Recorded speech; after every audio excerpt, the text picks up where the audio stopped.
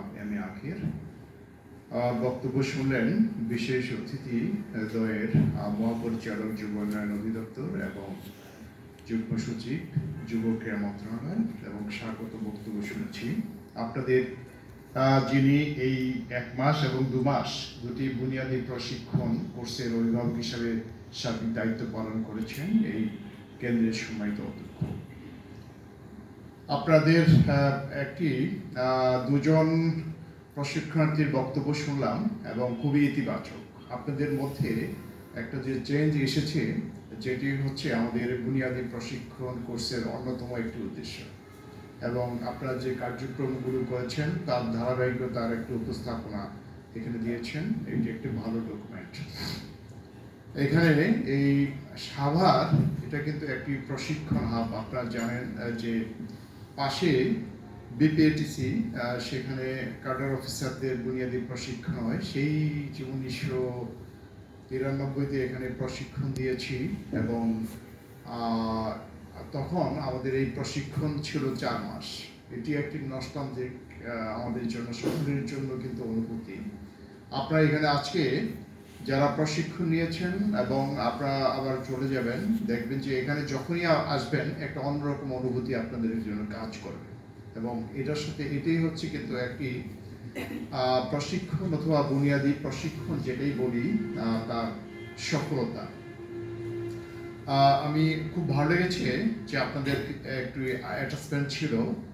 আমাদের বিকেএসপি খুব স্বনামধন্য একটি প্রতিষ্ঠান, বাংলাদেশের স্পোর্টসের অন্যতম যে সাপ্লাই চেইন হিসাবে এটা ফিড হিসাবে কাজ করে। বিকেএসপি তার ম্যানেজমেন্ট, তার যে টোটাল ক্যাম্পাসের সৌন্দর্য সবকিছু অবলোকন করেছেন। এই সমস্ত ট্রেনিংয়ের পাশাপাশি আপনি এই যে অ্যাটাচমেন্ট, এগুলি কিন্তু অত্যন্ত গুরুত্বপূর্ণ এই কারণেই যে আমরা শুধু প্রশিক্ষণ গ্রহণ করব না, এর পাশাপাশি অন্যান্য প্রশিক্ষণ ইনস্টিটিউট, আমাদের কি রিসোর্স আছে, আমাদের অন্যান্য প্রশিক্ষণ প্রতিষ্ঠানগুলো কিভাবে কাজ করে, সেগুলিও কিন্তু দেখার অন্যতম অংশ হিসেবে আপনারা এই ধরনের সংযুক্তি কার্যক্রম এখানে পরিচালিত হয়েছে।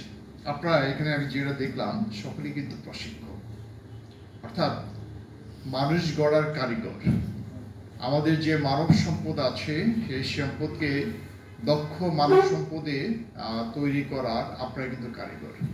আপনাদের এই প্রশিক্ষণের যে অনেক সফলতার ইতিহাস রয়েছে, যারা প্রশিক্ষণ নিয়ে আপনি যে পর্যায়ে আছেন তার থেকেও অনেক ভালো পর্যায়ে গিয়েছে, এটা কিন্তু আপনার জন্য একটা স্যাটিসফ্যাকশন। এবং আপনি এই ধরনের যত বেশি এন্টারপ্রেনিয়র, যত বেশি উদ্যোক্তা, যত বেশি স্কিল মানব সম্পদ তৈরি করতে পারবেন, তত বেশি আপনার মধ্যে অন্যতম একটা অনুভূতি। কারণ একজন শিক্ষক দেখবেন যে সে শিক্ষক, কিন্তু তার ছাত্র যখন উচ্চ পদে আসীন হয় তখন কিন্তু যখন শুনে তার গর্বে মুখটা কিন্তু অনেক ফুলে যায়। এটাও আপনারা যারা এখানে প্রশিক্ষক রয়েছেন, আপনারা এই প্রশিক্ষণের মাধ্যমে নিজেদেরকে 3টা বিষয়ে, মূলত এই আমাদের যে বুনিয়াদী প্রশিক্ষণের উদ্দেশ্যকে সামনে রেখে কোর্স কারিকুলাম, অন্যান্য যে সমস্ত অ্যাক্টিভিটিসগুলো সাজানো হয়, প্রথমত হচ্ছে যে আপনার জ্ঞানের পরিধিকে আরও বিস্তৃতি করা। এটা একটা কন্টিনিউয়াস প্রসেস, এটা আপনি এন্ডলেস প্রসেস। যত বেশি শিখবেন তখন মনে করবেন যে আসলে কিন্তু আমি অনেক কম জানতাম। কারণ একটি শিশু যখন সে স্কুলে যায় তখন মনে করে যে অনেক কিছু জেনে গিয়েছে, যখন এসএসসি পাস করে তখন মনে যে আমার আরও জানার বিষয় আছে। আর যখন একদম এখানে যেমন কয়েকজন আছেন, আপনারা পিএইচডি করেছেন, আলাদাভাবে কোনো একটা বিষয়ের উপরে এক্সপার্ট হয়েছেন, তখন কিন্তু তারা মনে করেন যে আসলে কিছু আমরা এখন পর্যন্ত কিছু জানিনি। অর্থাৎ এটা কেন, আমাকে কিন্তু অব্যাহতভাবে যে লার্নিং যেটা আছে সেটা কিন্তু কন্টিনিউয়াস প্রসেস এবং টিল দ্য ডেথ আমাদেরকে জানতে হবে। তাহলে এই যে আপনারা যারা প্রশিক্ষক হিসেবে এখানে এসেছেন, আপনারা কিন্তু অনেকে এক্সপার্ট। এখানে জানার পর আসার পর আপনি কিন্তু বুঝতে পেরেছেন যে আমরা কিন্তু অনেক কিছুই জানতাম না, এখন আমরা জেনেছি, এই একটা বিষয়। আর দ্বিতীয়ত হচ্ছে আপনার অ্যাটিটিউডের মধ্যে চেঞ্জ আনা। এই চেঞ্জটা কিন্তু অত্যন্ত গুরুত্বপূর্ণ, কারণ যুব উন্নয়ন অধিদপ্তর যে উদ্দেশ্যে প্রতিষ্ঠিত হয়েছে সেই প্রতিষ্ঠার মাঠ পর্যায়ে এবং আপনারা কিন্তু একদম সরাসরি যে আমাদের স্টেক হোল্ডার রয়েছে তাদের সাথে সরাসরি কাজ করেন। তাদেরকে কতটুকু আন্তরিকতার সাথে আপনি সে প্রশিক্ষণটা দিচ্ছেন, তারা কি আপনার প্রশিক্ষণ গ্রহণ করতে পারছে কিনা, তারা কি সেটাকে ধারণ করছে কিনা এবং সেটাকে কাজে লাগাচ্ছে কিনা। কারণ শিক্ষা প্রশিক্ষণের 3টি ধাপ আপনারা সকলেই জানেন। যে প্রথমত হচ্ছে আপনাকে রিসিভ করতে হবে, সেটাকে ধারণ করতে হবে, retain and dissemination, receive, retain and dissemination. আপনি যে প্রশিক্ষণ যাদেরকে দিচ্ছেন তারা কি আপনার প্রশিক্ষণটা গ্রহণ করছে কিনা, এটা কিন্তু আপনার যে ডেলিভারি তার উপর নির্ভর করে। যেমন আমি বক্তব্য দিচ্ছি, এখন দেখা যাবে যে এর মধ্যে 60 জনের মধ্যে 40 জন ঘুমাচ্ছে, তাহলে কিন্তু যিনি রিসোর্স পার্সন আছেন তিনি কিন্তু অ্যাট্রাক্ট করতে পারছেন না, তার ডেলিভারির মধ্যে নিশ্চয়ই কোনো প্রকার একটা ত্রুটি আছে।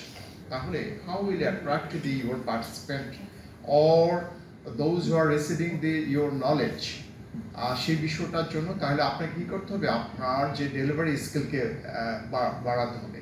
এখানকার প্রশিক্ষণের মধ্যে কিন্তু আপনাদের প্রচুর পরিমাণে এই ধরনের প্রেজেন্টেশনগুলো আছে। আপনার স্পিকিং ক্যাপাসিটি, আপনার প্রেজেন্টেশন ক্যাপাসিটি, আপনার ডেলিভারি ক্যাপাসিটি এবং প্রশিক্ষণকে আরও আনন্দময় করে তোলার যে যে প্রক্রিয়া, সেটাও কিন্তু এই প্রশিক্ষণের মধ্যে অন্তর্ভুক্ত ছিল। আর থার্ড যেটা হচ্ছে, আপনারা কিন্তু সকলেই আমাদের সিভিল সার্ভিসের অংশ, কারণ আপনারা জানেন যে it's a permanent structure, it maintenance the hierarchy, discipline এবং নিউট্রালিটি। সবসময় কিন্তু সিভিল সার্ভিসে আপনি যারা যোগদান করবেন, কোনো প্রকার পলিটিক্যাল অ্যাটাচমেন্ট, এলিনিয়েশন কোনো কিছু থাকবে না। আপনাকে নিউট্রাল ভূমিকা পালন করতে হবে। আমরা দেখতে পাই অনেকেই কিন্তু বিভিন্ন ধরনের পলিটিক্যাল তদবির আমাদের কাছে আসে। এটা কিন্তু আপনি যদি দেখেন যে আমাদের কন্ট্রাক্টর যেটা আছে তার মধ্যে আপনার এটা অসদাচরণ হিসেবে গণ্য হবে, মিসকন্ডাক্ট কখনো কিন্তু করবেন না।